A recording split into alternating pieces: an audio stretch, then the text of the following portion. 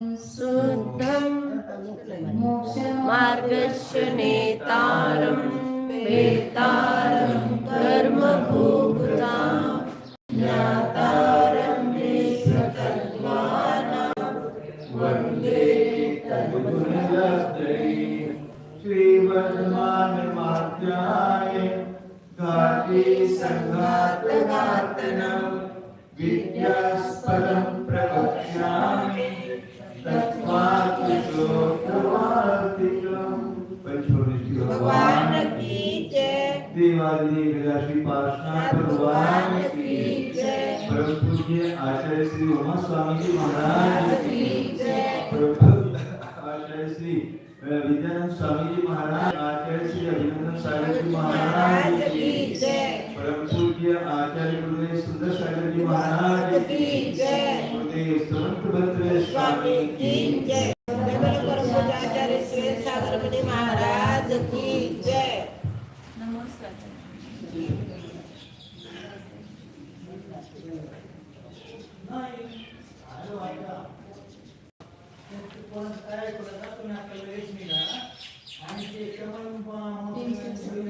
तीन सौ 36 पेज है, उसका हिंदी पढ़ना है। तो संस्कृत पढ़ाते हैं कि बौद्ध अंश दर्शन से अंश के तत्व को मतलब तत्व से आरोपित करते हैं और अंश को वास्तविक मानते हैं।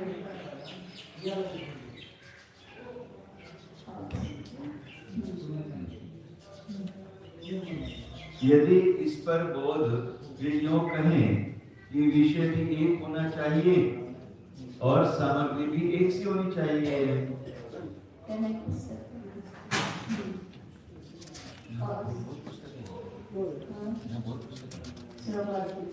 ये आपका पाठ अंदर बहुत पुस्तक है। श्लोक पाठ हाँ कहने पड़े। श्लोक पाठ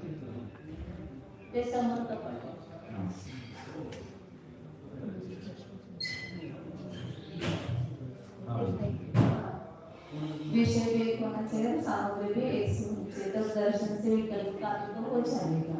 तब दर्शन से विकल्प का अभिभव हो जाएगा। अनुमान रूप विकल्प की हेतु दर्शन, व्याप्ति, स्मरण आदि सामग्री है और निर्विकल्प की अर्थजन्यता, इंद्रिय वृत्ति, आलोक आदि सामग्री है। ये ना किससे उत्पन्न होती है, किस सामग्री से उत्पन्न हुई। हाँ। तो अनुमान कैसे उत्पन्न होता है? पहला हेतु का दर्शन होता है, फिर व्याप्ति का स्मरण, फिर ये सामग्री जिसको है उसको अनुमान ज्ञान की उत्पत्ति होती है। और निर्विकल्प प्रत्यक्ष किसको होता है? जिसकी इंद्रियों की प्रवृत्ति, आत्म प्रकाश आदि सामग्री है प्रत्यक्ष की, तो सामग्री प्रत्यक्ष की। तो दोनों की सामग्री अलग है, तो दोनों की सामग्री अलग है, तो उसके से इसका अभिभव नहीं होता है। सामग्री एक होगी तो अभिभव माना जाएगा। दोनों ज्ञानों की सामग्री एक हो तो फिर उसके विषय से इसके विषय का पराभव हो जाएगा। लेकिन यदि सामग्री भिन्न है तो नहीं होगा, ऐसा हम कहेंगे। अश्व का दो का उदाहरण दिया था। हाँ। वो सामग्री अलग है, उनसे अनुभव नहीं होगा। हाँ।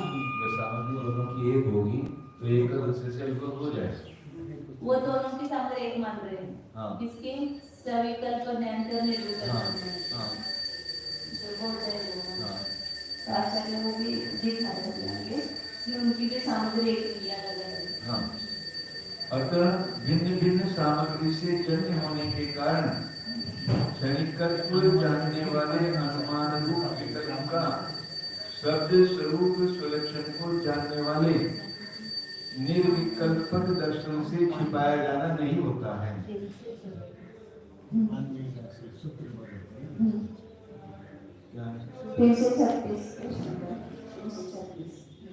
ग्रंथकार समझाते हैं कि इस प्रकार बौद्धों का ये कहना तो तब हो सकता था कि यदि अभिन्न सामग्री से उत्पन्न हुए विकल्प ज्ञान और निर्विकल्पक का अभिभूत हो जाना तथा अभिभूत करा देनापन नियम से सिद्ध हो जाता, किंतु वह छिप जाना, छिपा देनापन तो सिद्ध नहीं हुआ है।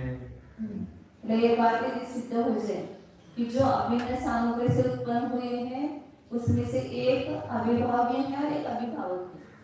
ऐसी बात सिद्ध हो जाए तो आप जो कहते हो सिद्ध होगा कि विकल्प ज्ञान के द्वारा निर्विकल्प का अभिभव या निर्विकल्प दर्शन से विकल्प ज्ञान का अभिभव होगा। मतलब वो ढक जाएगा, अभिभूत हो जाएगा। लेकिन ये बात सिद्ध नहीं है कि जो दो ज्ञान जिसकी सामग्री एक है उनमें अभिभाव्य अभिभावक संबंध ये सिद्ध नहीं है। दोनों ज्ञान स्वतंत्र जाने जा रहे हैं। दूसरी बात यह है कि संपूर्ण विकल्प ज्ञानों को स्पष्ट रूप से जानने वाले और अभिन्न सामग्री से उत्पन्न इसकी आवाज नहीं हुई को तो बोलना चाहिए। डॉक्टर आवाज सांगितलं डॉक्टर को दो डॉक्टर करेंगे। हेलो आवाज सुनना बोलने में बहुत तकलीफ। हाँ, दोनों ज्ञान स्वतंत्र जाने जा रहे हैं। दूसरी बात यह है कि संपूर्ण विकल्प ज्ञानों को स्पष्ट रूप से जानने वाले और अभिन्न सामग्री से उत्पन्न हुए भी ऐसे स्वसंवेदन प्रत्यक्ष करके अभिभव नहीं हो रहा है। दोनों ज्ञान स्वतंत्र है। विकल्प ज्ञान और प्रत्यक्ष विकल्प प्रत्यक्ष दोनों स्वतंत्र है। दोनों एक सामग्री को उत्पन्न नहीं करते। दोनों की सामग्री भी ठीक है तो उसमें पराभव कैसे होगा? अर्थात आप तो बिल्कुल ही बंद हो गए। अर्थात बौद्धों के यहाँ भी चाहे निर्विकल्प ज्ञान हो या भले ही सविकल्प ज्ञान हो, सभी सम्यक ज्ञान मिथ्या ज्ञानों का स्वसंवेदन प्रत्यक्ष हो जाना माना गया है। जिज्ञासा होने पर प्रत्येक विकल्प ज्ञान को जानने वाला स्वसंवेदन प्रत्यक्ष अवश्य होगा। स्वसंवेदन प्रत्यक्ष में स्पष्टपना है। स्पष्टपना है। स्वसंवेदन प्रत्यक्ष में स्पष्टपना है। हाँ। और विकल्प में अस्पष्टपना है। विकल्प में अस्पष्टपना है। दोनों के समान नहीं दोनों। ऐसी दशा में सभी विकल्प ज्ञान स्वसंवेदन के वैशद्य प्रभाव से दब जाएंगे। एक ज्ञान धारा में दोनों ज्ञान खोए यानी पिरोए हुए हैं, अतः उनकी उपादान सामग्री भी भिन्न नहीं है। यदि बोध यूं कहें कि यह सामग्री अभिन्न नहीं है किंतु भिन्न भिन्न है, विकल्प ज्ञान तो झूठी कर ली गई अपनी विकल्प वासनाओं से उत्पन्न हुआ है और स्वसंवेदन प्रत्यक्ष पहले समय की केवल शुद्ध संवेदन से ही उत्पन्न हुआ है। अतः वे दोनों भिन्न भिन्न सामग्री से ही जन्म हैं। दोनों की सामग्री एक ही विकल्प ज्ञान की और स्वसंवेदन प्रत्यक्ष की। निर्विकल्प प्रत्यक्ष मानते हैं वो, क्योंकि एक विकल्प ज्ञान तो वासना ज्ञान से उत्पन्न हुआ और स्वसंवेदन प्रत्यक्ष जो है वो उसके सामग्री से उत्पन्न हुआ। पहले समय की शुद्ध पूर्व के जो शुद्ध संवेदन हो उससे आगे का शुद्ध स्वसंवेदन प्रत्यक्ष उत्पन्न होता है, ऐसा वो मानते हैं। पहले समय का निर्विकल्प ज्ञान मानते हैं, दूसरे समय के ज्ञान को सविकल्प मानते हैं और सविकल्प निर्विकल्प से ढक लिया जाता है। हाँ, लेकिन दोनों की सामग्री अभिन्न होती है तो फिर एक का दूसरे से अभिभव होता है, ऐसा वो कह रहे हैं। आचार्य होते हैं कि ऐसा है एक सिद्ध हो तो ये बात सिद्ध होगी, मतलब एक अभिभाव है एक अभिभावक है, लेकिन अभिन्न सामग्री होने पर भी उनमें अभिभाव अभिभावक संबंध नहीं है। तो लेकिन इन दोनों की सामग्री भी एक नहीं है सिद्ध है। इसके वो बोलते कह रहे हैं कि विकल्प ज्ञान तो वासना ज्ञान से उत्पन्न हुआ है, वासना से उत्पन्न हुआ है और स्वसंवेदन प्रत्यक्ष पूर्व के शुद्ध संवेदन से उसकी धारा है ना, अटूट धारा। पूर्व ज्ञान क्षण उत्तर ज्ञान क्षण को उत्पन्न करता है, पुनः पूर्व ज्ञान क्षण उत्तर ज्ञान क्षण को उत्पन्न करता है, ऐसे उसकी धारा मानते हैं। तो दोनों की सामग्री भिन्न भिन्न है। ऐसा मानने पर तो हम जैन कहते हैं कि इस प्रकार तो अंश के दर्शन से अंशी के विकल्प ज्ञान का अभिभव भला कैसे होगा? क्योंकि ये दोनों भी न्यारी सामग्री से उत्पन्न हो रहे हैं। इसी प्रकार बौद्धों के मुख से चुड़ैल पाने के लिए आचार्य महाराज ने इतना वह किया। इस अवसर पर बौद्ध को बहुत बुरे ढंग से मुंह की खानी पड़ी, जिसकी कि उसको संभावना नहीं थी। ग्रंथकार का यह चातुर्य अति प्रशंसनीय है। अतः अंशी के स्पष्ट दर्शन हो जाने से अंशी का वस्तुभूतपना सिद्ध हो जाता है। लौटा जो घट है वो स्पष्ट दिखाई दे रहा है और परमाणु तो दिखाई नहीं देता है, और जो एक क्षणवर्ती वस्तु है तो स्पष्ट दिखाई नहीं देती है। उल्टा जो अंशी है वो स्पष्ट प्रतीति में आ रहा है। और आप बोल रहे कि अंशी का ज्ञान काल्पनिक है और अंश का ज्ञान वास्तविक है। ये उल्टा हो गया। यदि हार कर बोध योग कहें कि हम क्या करें, इस प्रकार होता हुआ देखा जा रहा है। अर्थात अंश के निर्विकल्पक से अंशी के विकल्प ज्ञान का छिपाया जाना देखा जाता है। सो यह तो न कहना, क्योंकि अंश के दर्शन से अंशी का विकल्प ज्ञान छिपाया गया है। इस प्रकार आज तक किसी को भी प्रतीति नहीं हुई है। व्यर्थ की झूठी बात गढ़ने से कोई लाभ नहीं निकलता है। पत्र यानी कागज की हंडिया भात पकाने के लिए एक बार भी काम नहीं देती है। यदि कागज पर अपन ने हंडी निकाली है तो उससे भात पकेगा क्या? नहीं पकेगा। ऐसे झूठी बातों से वस्तु स्वरूप की सिद्धि नहीं होती। जैसे बौद्धों का कहना है वो कागज की हंडिया के समान है। एक अंश है वो कार्य कर नहीं सकता है ना, पूरे अंश में कर ही काम करेगा। और अंश दिखाई दे रहा है ना सामने, उसको कैसे निकालना? घट का एक कण है, हाँ। वो पानी को धारण करेगा या पूरा घट पानी को धारण करेगा? एक वस्त्र का तंतु शीतने वाला करेगा कि पूरा वस्त्र शीतने वाला ठंड को दूर करेगा?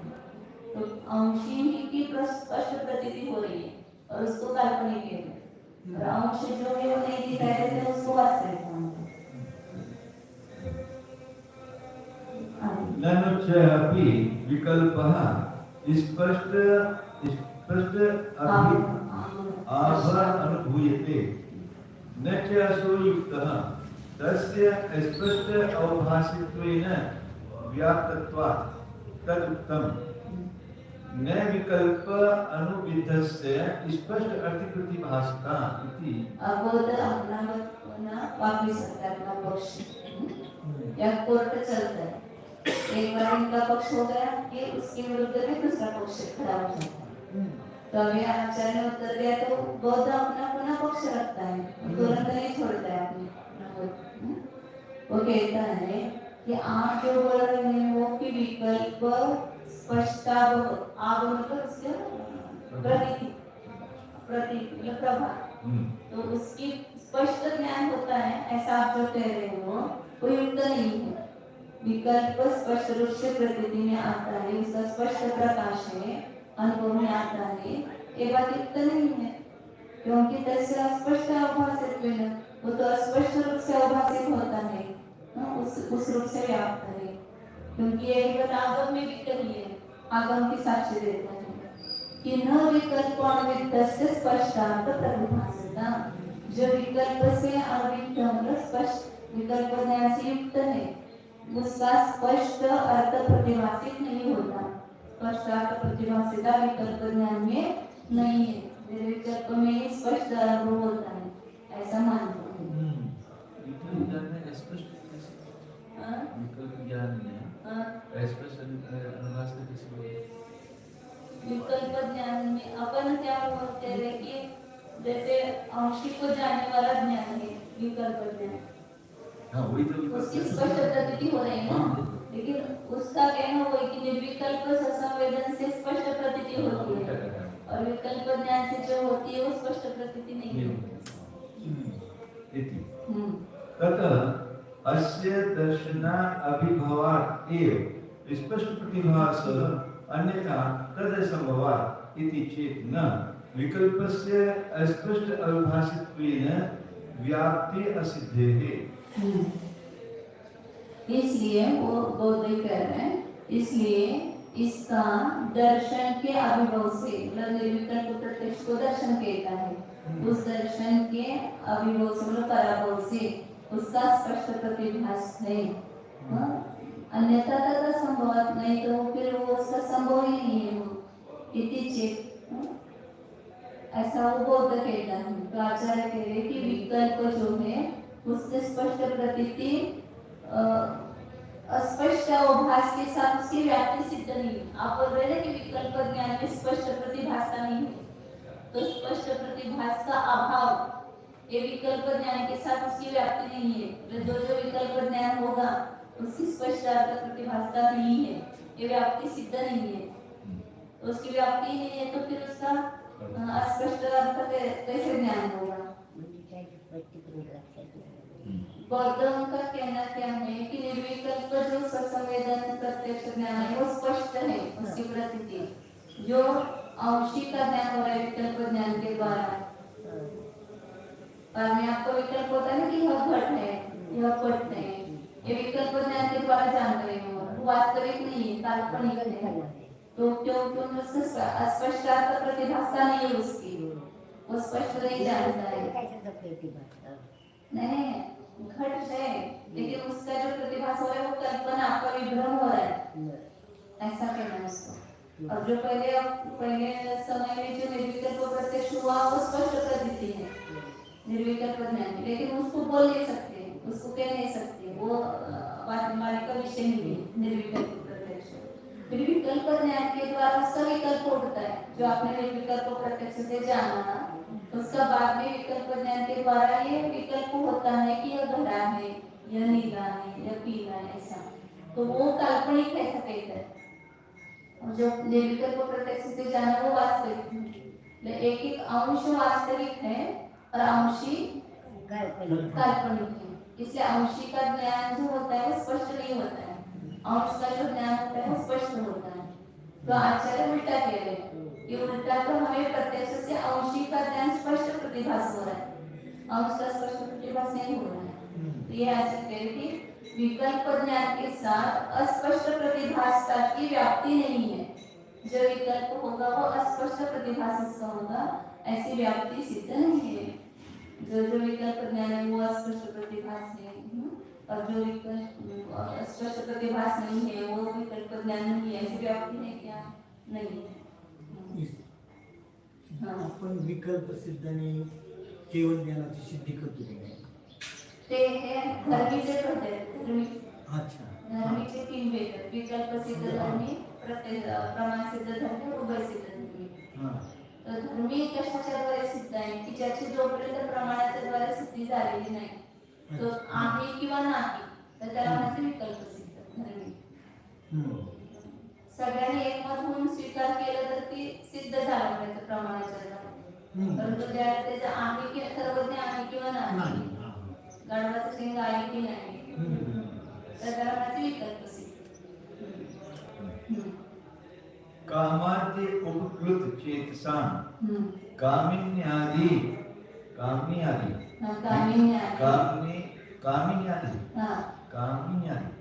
विकल्पस्य स्पष्टत्व प्रतीतेः स अक्षज एव प्रतिभास न विकल्पज इति अयुक्तम्। निमीलित अक्षस्य अंधकार आवृत नयनस्य च तद अभाव प्रसंगात्।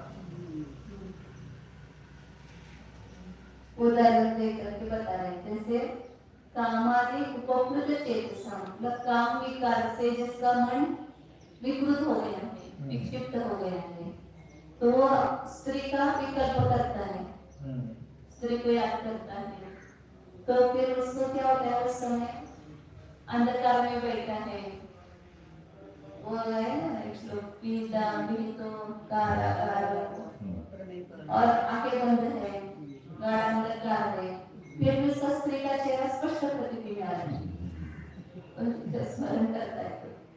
तो वो जो प्रतीति हो रही है, स्पष्ट प्रतीति हो रही है ना, स्त्री के विकल्प की, तो उसमें वह अक्षरेय प्रतिभास, वो क्या कह रहा है बौद्ध, वो तो इंद्रियों से उत्पन्न हुआ ही प्रतिभास है, न विकल्प जो, वो विकल्प से उत्पन्न हुआ प्रतिभास नहीं है। तो आचार्य कह रहे कि ऐसा आपका कहना अयुक्त है, ये ठीक नहीं है। क्यों? क्योंकि निमीलित अक्षरस्य, पढ़ा था क्या? निमीलित अक्षरस्य अंधकार आवृतनयनस्य च तदभाव प्रसंगात्, यदि उसको अक्षर प्रतिभास कहेंगे, मतलब जो स्त्री के विकार से जिसका चित्त विक्षिप्त हुआ है, वो स्त्री का विकल्प कर रहा है, तो उसको स्पष्ट प्रतिभासित हो रहा है। तो वो जो स्पष्ट प्रतिभास हो रहा है, वो कह रहा है कि वो इंद्रियों से ही हो रहा है, इंद्रियों से उत्पन्न हुआ है, वो विकल्प से नहीं उत्पन्न हुआ है। तो आचार्य कह रहे कि आपका कहना ठीक नहीं है। क्यों? क्योंकि उसका जो इंद्रिय मानेंगे तो जो अंधकार में बैठा हुआ है और आंखों को बंद किया हुआ है, तो उसको स्पष्ट चेहरा नहीं दिखना चाहिए, स्पष्ट प्रतीति नहीं होनी चाहिए, क्योंकि इंद्रियों से उत्पन्न मान रहे ना, और ये तो आंखें बंद करके बैठा है, तो इंद्रियों से क्या उत्पन्न हो रहा है? निमीलित अक्षरस्य, जिसने आंखों को बंद किया है, और अंधकार आवृत नयनस्य, अंधेरे से उसके आंखें बंद हुई, आवृत है, ढकी हुई है, तो तदभाव प्रसंग, फिर उसको उसका ज्ञान स्पष्ट प्रतीति नहीं होने का प्रसंग आएगा। मन से तो सोच रहा है वो, मन का अवलंबन है। लेकिन इंद्रियों का व्यापार नहीं है ना, इंद्रियों का व्यापार नहीं है, फिर भी स्पष्ट प्रतीति हो रही है उसको, तो फिर उसको इंद्रिय मानेंगे तो फिर उसको ज्ञान नहीं होना चाहिए। मतलब वो साक्षात नहीं है वहाँ पर, आँख बंद किए हुए भी उसके अभाव का प्रसंग है। मतलब इंद्रियों से उत्पन्न हुआ, इसलिए स्पष्टता ऐसा कहना है उसको, बौद्ध को, कि जो स्त्री का विचार कर रहा है उसको स्पष्ट प्रतीति हो रही है, वो इंद्रियों से हो रही है, तो मन को भी तरह से इंद्रिय मान ले, क्योंकि कथनचित इंद्रिय ही मानती, तो उसको स्पष्ट प्रतीति हो रही है, तो इंद्रियों से उत्पन्न होने के कारण विकल्प जन्य इसलिए नहीं है, ऐसा उसका कहना। तो फिर आचार्य कह रहे कि उसको ऐसा मानेंगे आप, तो जिसने आंखें बंद कर ली है और जिसकी आंखें अंधकार से ढक गई है, उसको उसका स्पष्ट प्रतीति न होने का प्रसंग आएगा, उसके अभाव का प्रसंग आएगा। यहाँ बौद्ध फिर भी अपने पक्ष का उदाहरण करते हैं कि शास्त्रवादियों के यहाँ विकल्प ज्ञान जो स्पष्ट प्रकाश करता हुआ अनुभव में आ रहा कहा जाता है, किंतु वह तो युक्त नहीं है, क्योंकि उस विकल्प ज्ञान की स्पष्ट प्रकाशीपन के साथ व्याप्ति सिद्ध हो रही है। यानी जो विकल्प ज्ञान है वह अविशद रूप से प्रकाशित है। वही हमारे ग्रंथों में इस प्रकार कहा है कि कल्पनाओं से विध रहे विकल्प ज्ञान को अर्थ का स्पष्ट प्रकाश बना नहीं है।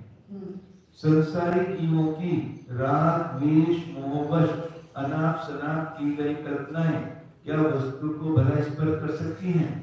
कभी नहीं।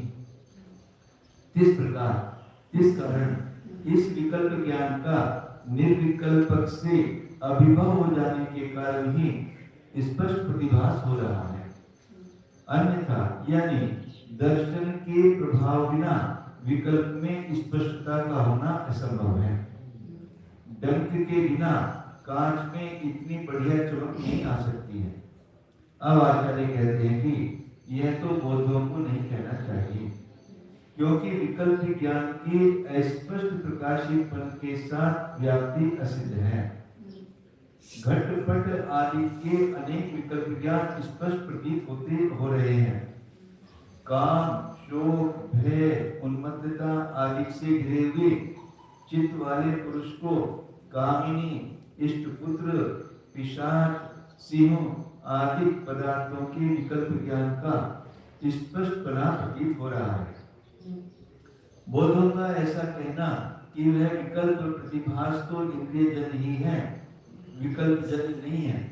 इंद्रियों से ज्ञान में स्पष्टता आ जाती है, तो यह तो युक्तियों से रहित है, क्योंकि इंद्रिय व्यापार को संहृत कर अथवा आंखों को मीच कर विचार करने वाले या गाढ़ अंधकार से ढकी हुई आंख वाले पुरुष को कामनी आदि में उस विकल्प ज्ञान होने के अभाव का प्रसंग होगा। अर्थात इंद्रिय व्यापार के बिना भी कामनी आदि के ज्ञान में स्पष्टता झलक रही है।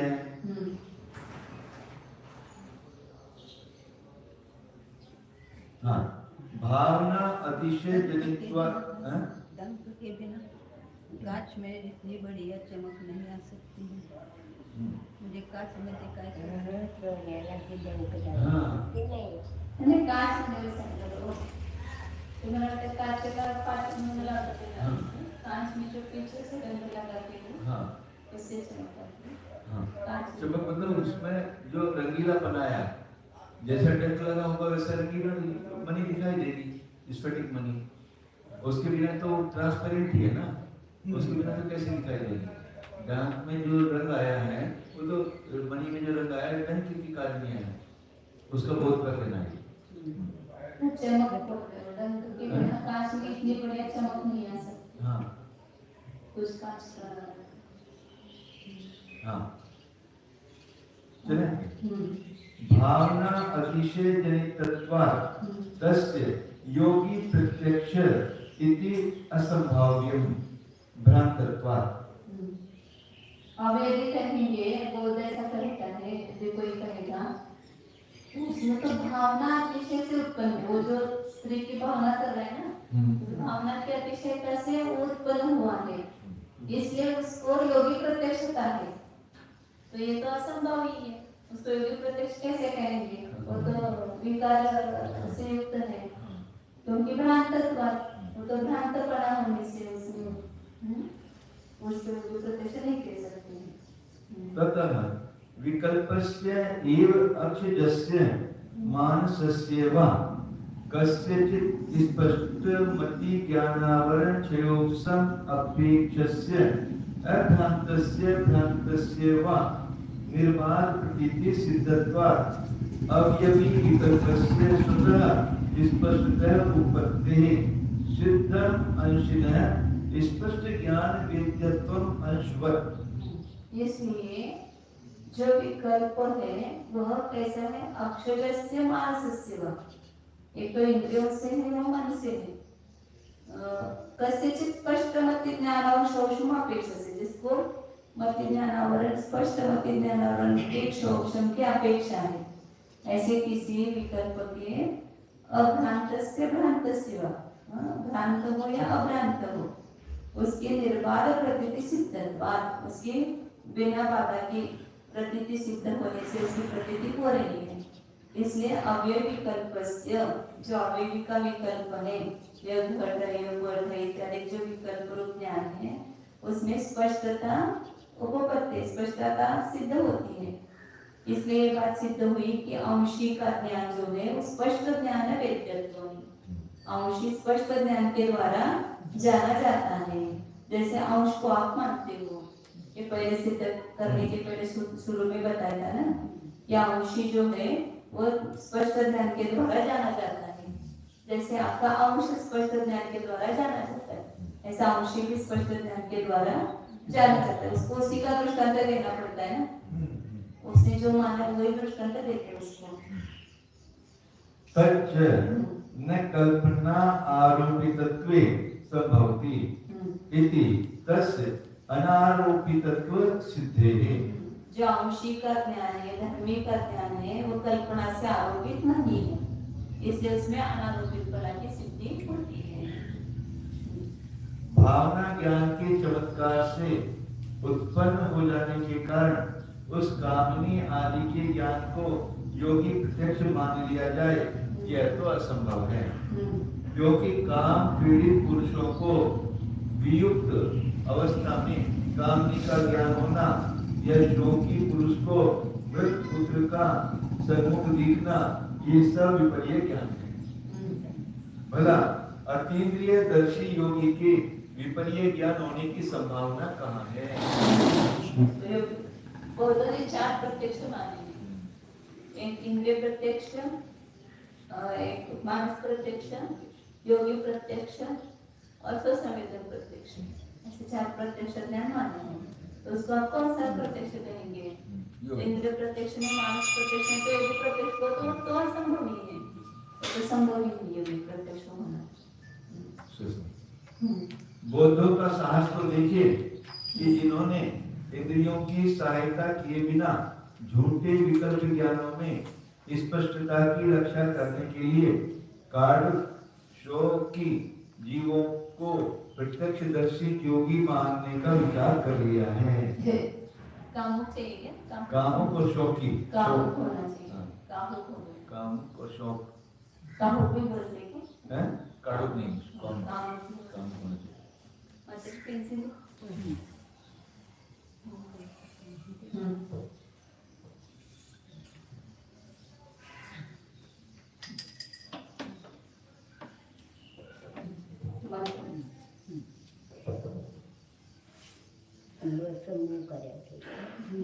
हाँ। ऐसी बुद्ध बने की बातों को भोंडा मनुष्य कह सकता है, बुद्ध बने। कल मेरा भाई आवेगा, चांदी का भाव गिर जाएगा इत्यादि प्रकार के प्रतिभाग से उत्पन्न हुए भावना ज्ञान कभी तो सच्चे हो जाते हैं, सर्वदा नहीं। किंतु काम पीड़ित शोकग्रस्त आदि पुरुषों के तो मिथ्या वासनाओं से हुए कामिनी पुत्र आदि को सम्मुख देखने वाले स्पष्ट ज्ञान तो सर्वथा ही झूठे हैं। जिसका पुत्र मर चुका वो शोक में सामने खड़ा जैसे कैसे देख, राम को लक्ष्मण देख रहे हैं। हाँ, हाँ। वही झूठे हैं। इस कारण बहिरंग इंद्रियों से जन्य अथवा अंतर मन इंद्रिय से जन्य किसी भी विकल्प ज्ञान को स्पष्ट मति ज्ञानावरण के क्षयोपम की अपेक्षा से स्पष्टपना प्राप्त होता है। वही उसको जो है ना पुत्र का ज्ञान होता है वो सच्चा होता है तो उसको शोक नहीं होता, उनके ज्ञान से तो आनंद आता है ना। वो जैसे अच्छे होते तो उसको वापिस ज्यादा दुख होता है, यदि वहाँ याद आ जाता है ना तो वापिस ज्यादा आंसू आ जाते हैं, ज्यादा शोक होता है। भाव स्पष्टपना इंद्रियों से नहीं आता है, आचार्य कहते हैं, किंतु ज्ञानावरण के स्पष्ट क्षयोपम से ज्ञान में स्पष्टता मानी गई है। चाहे समीचीन ज्ञान हो अथवा भले ही भ्रांत ज्ञान हो, दोनों में स्पष्टपना अपने कारण रूप क्षयोपम से ही प्राप्त होगा। प्रकरण में अवयवी का विकल्प ज्ञान बाधक रहित प्रतीतियों से सम्यक ज्ञान स्वरूप सिद्ध हो रहा है। उसकी स्पष्टता भी स्वयं अपने आप होती हुई बन रही है। अतः अंशी का अंश के समान स्पष्ट ज्ञान से जाना गया पद सिद्ध हो गया। यदि अंशी को कल्पना से आरोपित मान लिया जाए तो वह स्पष्ट ज्ञान से जाना गयापन नहीं संभवता है। इस कारण उस अंशी को वास्तविक होने के कारण कल्पनाओं से अनारोपितपना सिद्ध है। यहाँ तक पहले दिए गए सम्मान की पुष्टि हो गई कि अंश के समान अंशी भी स्पष्ट ज्ञान से भेद्य होने के कारण कल्पना ग्रहण नहीं है, अर्थात अंशी या अवयवी वास्तविक पदार्थ है। और एक पैराग्राफ पढ़ते हैं। हाँ। ननु स्पष्ट ज्ञान वेद्यत्वम न अवयविनः अनारोपितत्वम साध्यति। कामने आदिना स्पष्ट भावना अतिशय जनित तद विकल्प वेद्येन व्यभिचारात् इति चेत् न स्पष्ट सत्य ज्ञान वेद्यत्वस्य हेतुत्वात्। बौद्ध कह रहे हैं कि स्पष्ट ज्ञान के द्वारा जाने जानापना वेद्यपना यह अवयवी को अनारोपितपना सिद्ध नहीं करता है। मतलब स्पष्ट ज्ञान के द्वारा जाना जा रहा है तो वह वास्तविक है, आरोपित नहीं है, ऐसा नहीं सिद्ध होता है। ऐसा कहेंगे तो कामिनी आदि का जो ज्ञान स्पष्ट आभासन हो रहा है उस अतिशय से उत्पन्न हुआ जो विकल्प के द्वारा वेद्यपना उसके द्वारा विचार आता है, क्योंकि वहां पर वो वास्तविक नहीं होते हुए उसको स्पष्ट ज्ञान हो रहा है ना। स्त्री के मुख का स्पष्ट ज्ञान हो रहा है, वो तो है नहीं वहां पर, फिर उसके द्वारा व्यभिचार आ गया कि नहीं आएगा? स्पष्ट ज्ञान के द्वारा जाननापना, यदि उसको अनारोपितपना कहते हो तो वो भी अनारोपित हो जाएगा, फिर जो स्त्री के ज्ञान हो रहा है उसको स्पष्टता है इस कारण से। तो आचार्य कहे कि ऐसा नहीं है ना? हमने जो हेतु दिया है वो कैसा दिया है? स्पष्ट सत्य ज्ञान वेद्य, खाली स्पष्ट ज्ञान वेद्य तो नहीं कहा, स्पष्ट सत्य ज्ञान वेद्य, सत्य ज्ञान के द्वारा जाना जाना, ऐसा हमने हेतु दिया है। तो इस सत्य विशेषण उसमें डाल दिया कि केवल स्पष्ट ज्ञान के द्वारा वेद्यपना कहते हैं तो ये व्यभिचार आ जाता, कामिनी आदि के ज्ञान से व्यभिचार आ जाता। लेकिन स्पष्ट सत्य ज्ञान के द्वारा वेद्यपना कह रहे हैं, अंशी के ज्ञान में अंशी का ज्ञान होता है क्योंकि वो स्पष्ट ज्ञान के द्वारा जाना जा रहा है, तो स्पष्ट सत्य ज्ञान के द्वारा जाना जाना ये हेतु है। तथा स्वसंवेद्येन सुखादिना अनेकान्तः इति अपि न मंतव्यम्। कल्पना अनारोपितत्वस्य अक्षितत्वस्य साध्यतया अनभ्युपगमात्। फिर आप बोलेंगे स्वसंवेद्य ज्ञान भी स्पष्ट है, सुख आदि का संवेदन वो भी स्पष्ट है, तो उसके द्वारा अनेकांत हो जाएगा। अनेकांत क्योंकि वो स्पष्ट है लेकिन वो ये नहीं है, अवयवी का ज्ञान नहीं है वो, तो इसलिए उसके द्वारा वे विचार आ जाएगा आपके हेतु में। आचार्य कहते हैं कि ऐसा नहीं मानना चाहिए क्योंकि कल्पना अनारोपित अक्षरत्व से साध्यता अनुकूल। यहाँ कौन से ज्ञान को सिद्ध कर रहे हैं? जो कल्पना के द्वारा आरोपित नहीं है, ये इन अक्षर से इंद्रियों से उत्पन्न होने वाला जो ज्ञान है उसको साध्यतया यहाँ स्वीकार नहीं किया गया। साध्य किसको है? यहाँ पर अंशी का ज्ञान जो है वह वास्तविक है, वह अनारोपित है, ना आरोपित नहीं है, ये सिद्ध किया जा रहा है। इंद्रिय से उत्पन्न होने वाले ज्ञान में अनारोपितपना ये नहीं सिद्ध किया जा रहा है। अंशी का जो ज्ञान हो रहा है उस अंशी जो है वो वास्तविक है, पारमार्थिक है, ये बात यहाँ पर सिद्ध की जा रही है। इसलिए व्यभिचार दोष नहीं आएगा। यहाँ पर स्वसंवेद्य और सुखादि का ज्ञान तो इंद्रियजनित प्रत्यक्ष से हो रहा है ना, मानस प्रत्यक्ष और इंद्रिय प्रत्यक्ष से, तो उसमें अनारोपितपना सिद्ध नहीं करना है हमें।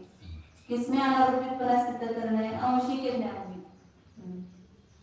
परमार्थ सत्वस्य एव साध्यत्वात्। या जो अंशी है वो परमार्थ सत्य है, वो साध्य है। यहाँ पर ये इंद्रिय ज्ञान यहाँ पर साध्य नहीं है, इसलिए व्यभिचार दोष नहीं आएगा। यहाँ बौद्धों का स्वपक्ष की अवधारणार्थ आक्षेप है कि स्पष्ट ज्ञान से जाना गयापन रूप हेतु सो अवयवी का अनारोपितपना नहीं सिद्ध करा सकता है, क्योंकि विशुद्ध रूप हुई भावना के अतिशय से उत्पन्न हुए उन विकल्प ज्ञानों द्वारा जाने गए कामिनी पिशाच आदि करके हेतु का व्यभिचार हो जाता है। भावार्थ स्पष्ट ज्ञान से वेद्यपना कामनी आदि में है किंतु वहाँ अनारोपितपना नहीं है। जैसे कामनी आदि कल्पित है तैसे ही अवयवी कल्पित है। अब आचार्य महाराज समाधान करते हैं कि यह तो न कहना, क्योंकि हमारे हेतु के शरीर में सत्य शब्द निविष्ट हो रहा है। वास्तविक स्पष्टपना सत्य ज्ञान में ही माना गया है। जो स्पष्टपने से सत्य ज्ञान के द्वारा जाना जाएगा वह अनारोपित अवश्य होगा। अब कोई व्यभिचार दोष नहीं है। तथा हमारे हेतु का स्वसंवेदन प्रत्यक्ष से जान लिए गए सुख इच्छा आदि से व्यभिचार हो जाएगा, यह भी नहीं मानना चाहिए, क्योंकि इंद्रियों से जन्म कल्पना अनारोपित पने को हमने साध्य नहीं स्वीकार किया है, जिससे कि सुख आदि में साध्य के न रहने से हेतु व्यभिचारी होता, किंतु वास्तविक रूप से विद्यमान पने को ही हम साध्य कह रहे हैं। भावार्थ कल्पना से नहीं, आरोपित पने साध्य में इंद्रियों से जन्मपना हमको इष्ट नहीं है। यद्यपि घट पट आदि अवयवियों में इंद्रिय जन्य ज्ञान से वेद्य होकर अकल्पित बना है, फिर भी सुख ज्ञान आदि से व्यभिचार होने की संभावना का लक्ष्य कर शुद्ध अनारोपित पने को यानी परमार्थ रूप से सत्पने को हमने साधित किया है।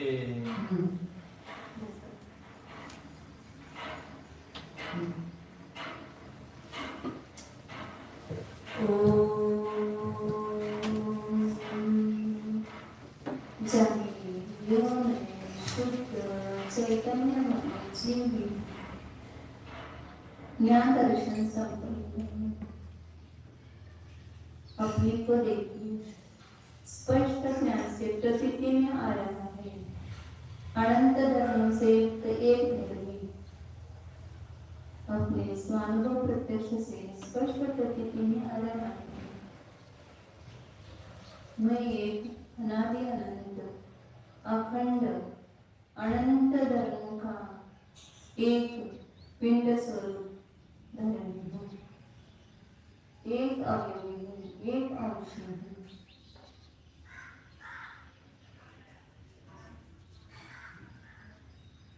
अनंत धर्म होते हुए भी धर्मी एक हूँ।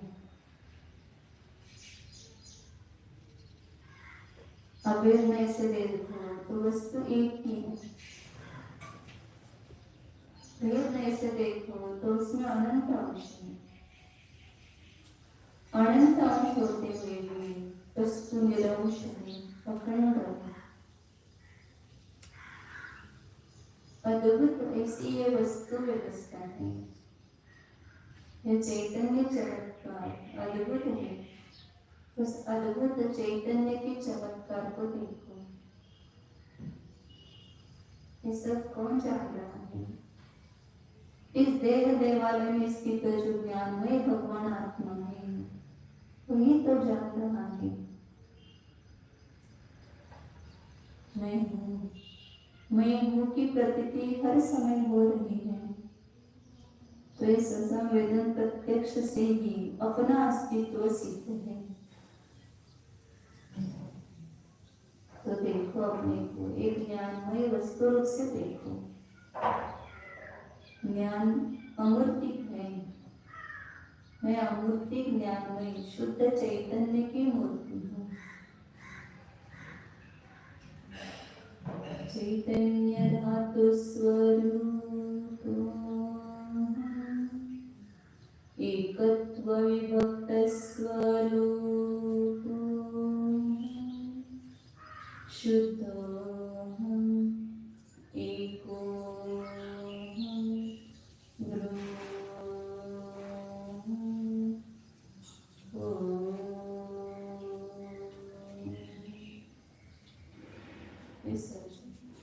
नमो